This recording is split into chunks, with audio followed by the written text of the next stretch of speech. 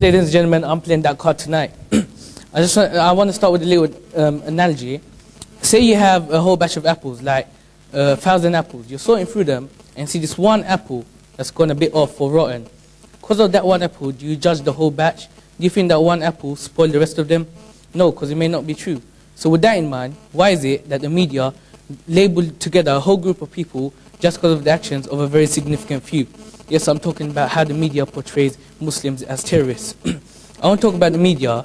It's the most powerful force on earth. Forget about gravity and friction. Those are still theories. But the media is real. Something as powerful as that should always be factually correct. So why is it that many times in American news, reporters and journalists are, when there's been an incident of a bombing or attack, they've, without any confirmation, said that the bombers are Muslim. Even later on, when they find out that the people convicted of the crime were not Muslim, but in fact like Christian, in one example, they don't report the religion, they just report their name. So why is it that when somebody who's Christian or from another religious background commits a crime, he is individually taken into court, but when a Muslim commits a crime, then the whole religion of Islam is taken into court? That's not right. And let me just say, in the media, every time when you see people from the Middle East, it's normally, in my opinion, the same five radical guys with a gun in their hand, wearing the scarf, you know, screaming, "Death to America, death to America." I think these guys are just camera hungry because it's the same five guys, in my opinion. They never show the calm, you know, Arabians that, you know, talk with a bit of sway, you know. They show these five guys. And because of this, people nowadays are so fixated on the idea that Muslims are terrorists.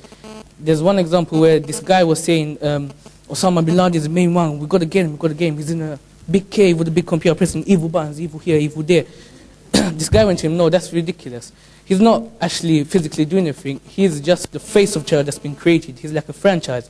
The guy went, what do you mean? He went, it's a bit like KFC. Just because Colonel Sanders' face is on the bucket doesn't mean he's actually cooking it up, right?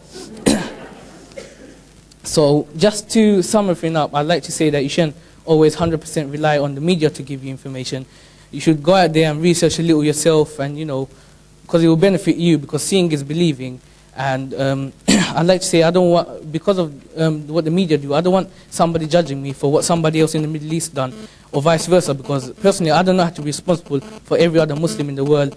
And I just found that I think that to be practical in lives, we all have to be responsible for our own actions and not judge anyone because of what somebody else did. So to finish up, I'd like to say that not every Muslim is a terrorist, and not every terrorist is a Muslim. Thank you.